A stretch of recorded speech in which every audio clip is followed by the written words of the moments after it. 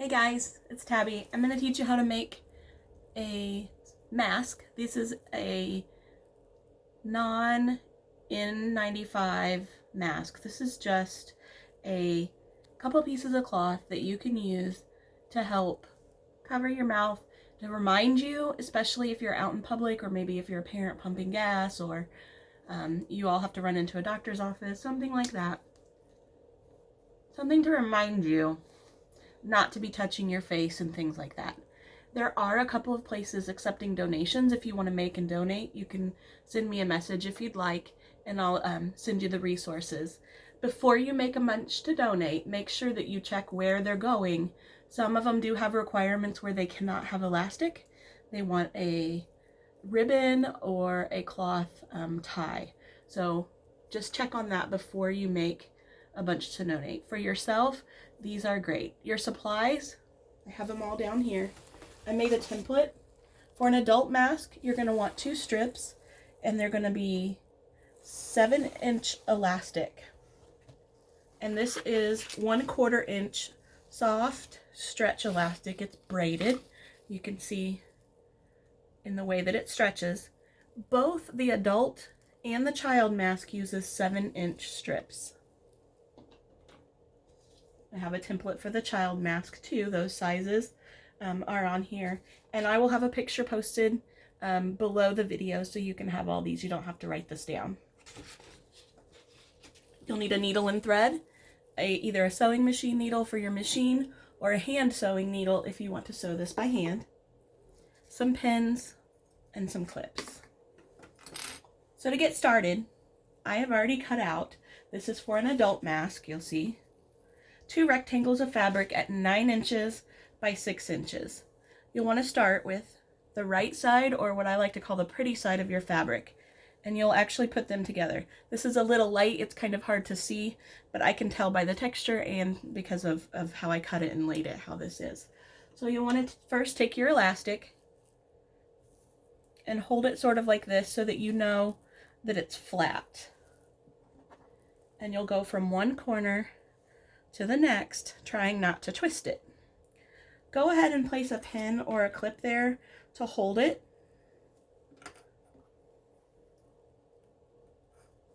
And then you'll take your fabric and set it right on top of there, your other piece. This is going to be reversible, so it really doesn't matter which is your top and your bottom fabric. And then place it right on top of where you already had that elastic clipped and clip it right back in place. It's the easiest way to keep it straight. That one twisted a bit. Okay. And then clip. Go to the other side. Same idea. Clip. Remember, we don't want it twisted. Now I place mine, I guess that's a little over or right at 1/4 inch from the edge.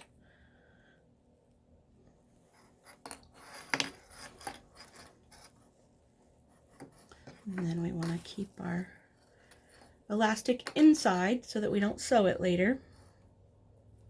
Line that up. Put your clip right back on top, or pin, either will work. You'll see I use both.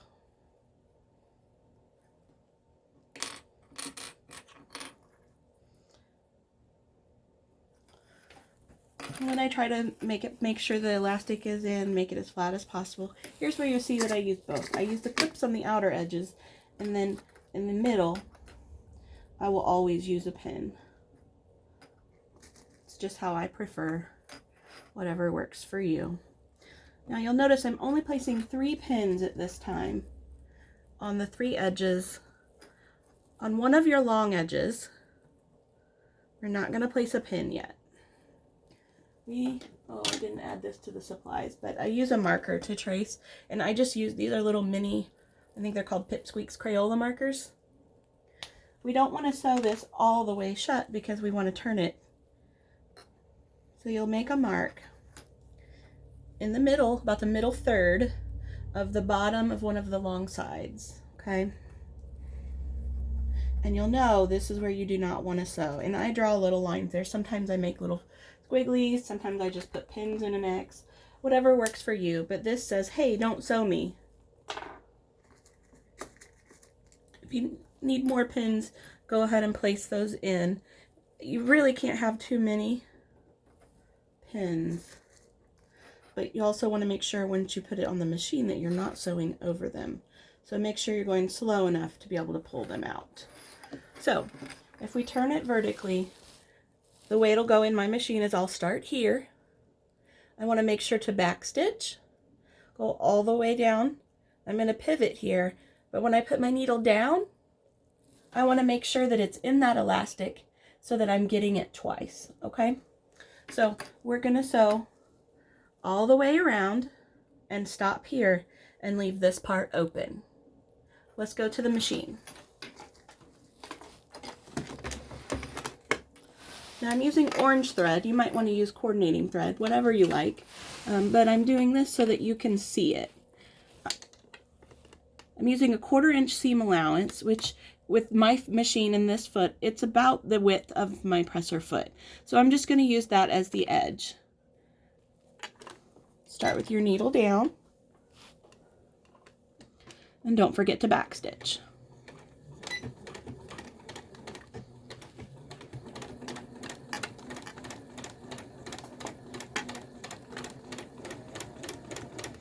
Remove your clip when you get closer, your pin. Now my elastic's there. I'm keeping my finger on it, being really careful not to sew my finger, but also to be sure that I catch that elastic. And I see that I have gotten it in there. Pivot. Again, keeping in line with the edge of my fabric.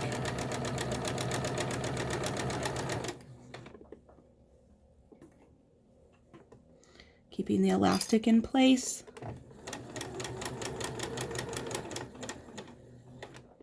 Right there, I can feel it with this finger as well. Pivot.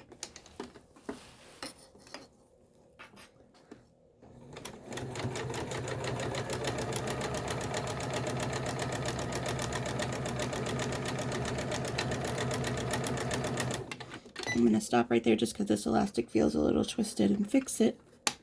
There it goes. Okay. Now I'm going to keep my finger right there on that elastic as I sew.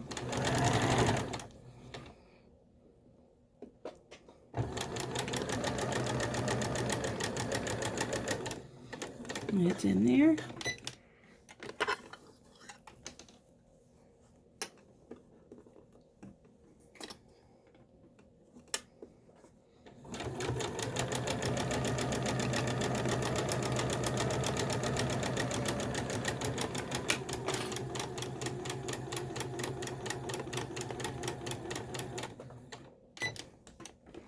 Now don't forget, when you get to your line here or mark that you've made, don't sew any further or it'll be really hard to turn inside out.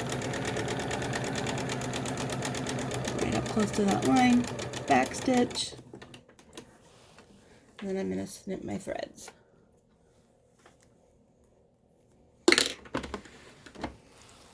So here you can see I've sewn all the way around except where I marked.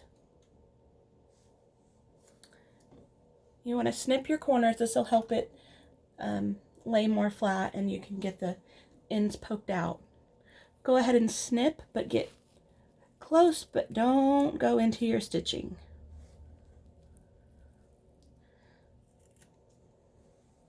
All the way around.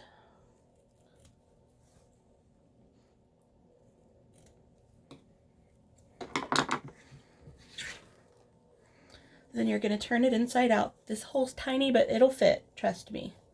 You just start turning it. When I get to the corners, I stick my thumb in one and my finger on the other, and I really give it a good poke. Keep it going till I get to the next corner. Stick it in there. You can use a chopstick when you get it turned, or some people use an eraser. I just use my thumb and my forefinger. Give it a little tug, it'll all come through. starting to look like a mask. One side, the other side. Now I just tuck these threads in. We're going to be sewing over this hole here. So you want to try to make this as flat as possible. You can see this is a good time to take it over to your iron and give it a little press.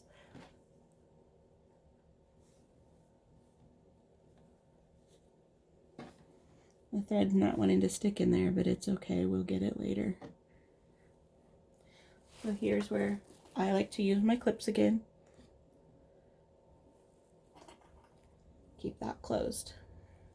Now we're going to do what is called finger pressing. See, okay, my elastic got a little wonky. It's this edge here on the short edge, and all the others it's on the long edge. So we would want to be a little bit more careful about that on the next one. But for now we're going to keep going because it's still going to be functional.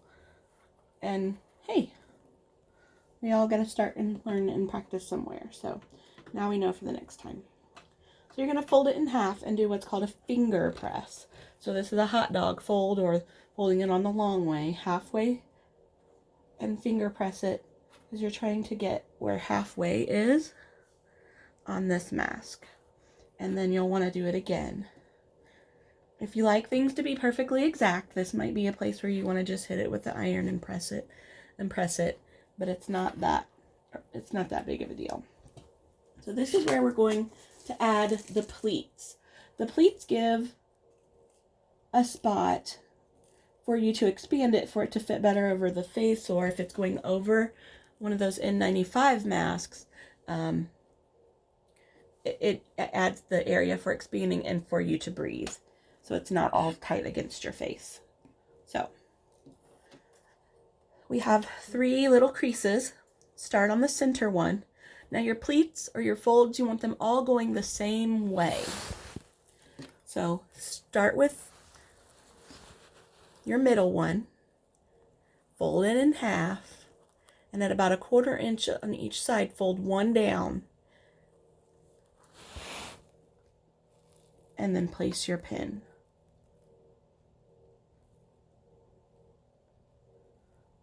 Now you're going to go to your other spot where you finger press that little crease. I can see it's right there, and you're going to do the same thing. It's either going the same way, the fold is this way, and place your pin.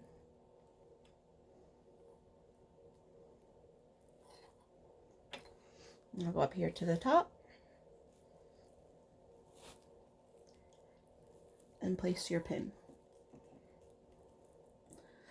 So you're going to have 3 pleats or folds about evenly spaced. Doesn't have to be perfect, but if you folded it like I did, you'll be pretty close. Now we want to keep that going, them going in the same direction when we come over here. So start with your middle one and kind of finger fold it over. There's our crease. And we want to match it on the other side.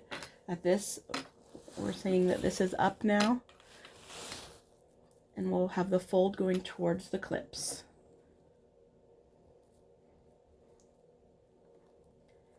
Pin. Find our top one or bottom. The order is not important at this point.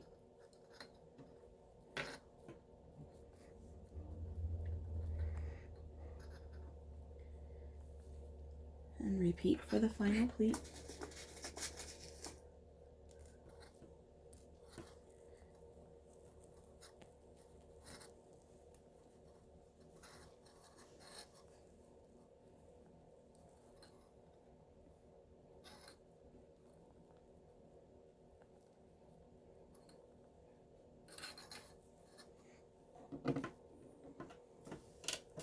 We'll go back to the machine. I like to start one of 2 ways. Either in the corner, where I know I'm in the elastic, or here where I know I'm going to catch this. It's really up to you and what you're comfortable with. But I will start in the corner on the side where I need to sew this closed.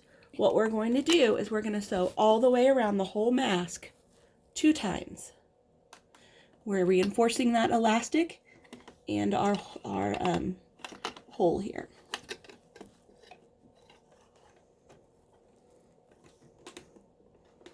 Again, we're doing a 1/4 inch seam allowance. Starting with our needle down, we're just going to sew all the way around.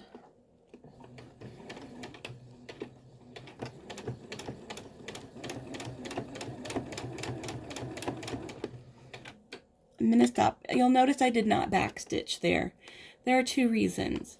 One is I think it is stronger if you pull your threads to the other side and tie them on this, in this case since it's the outer sewing, but it's really your choice. You can backstitch and then clip your threads, or you can do what I'm going to do and pull your threads to one side and tie, and I'll show you how to do that in just a minute.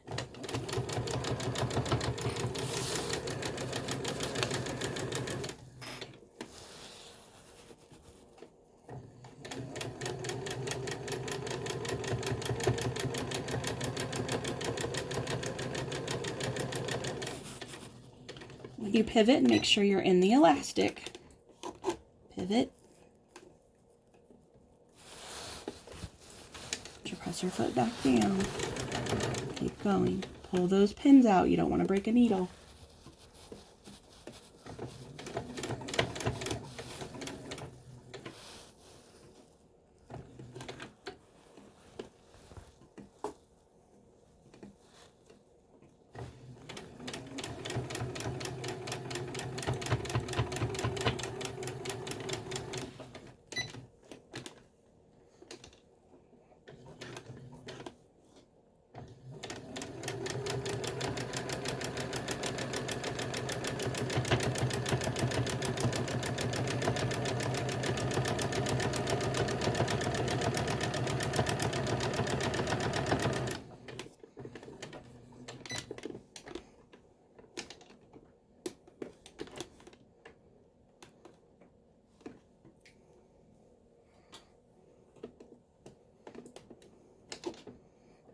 Sewing those pleats in place now.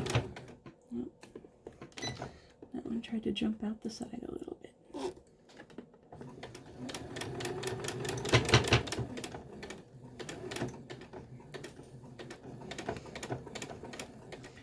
Now the second time around, I'm going to pivot and turn. I'm back to the beginning.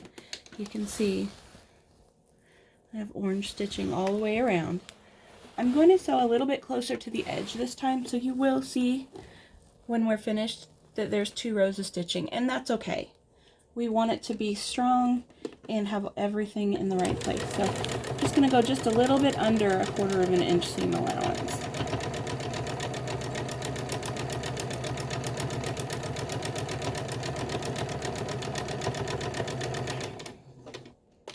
Pivot.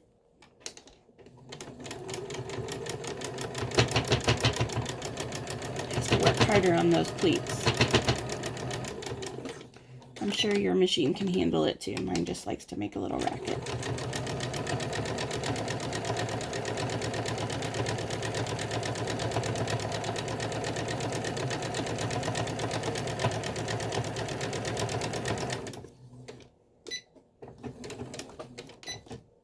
And a little too close to the edge, so I had to back up. There we go. And last time.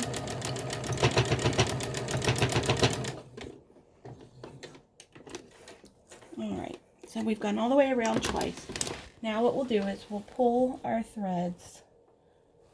We want them all on the same side. So what you do, and you see this, is you take one and you just pull it, and you'll see that that loosened that thread. So now we can pull the thread from the top through. Okay. And then you just tie these.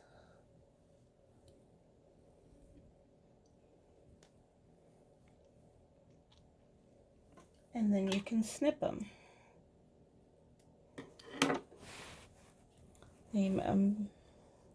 This one's coming out a little easier on this other side.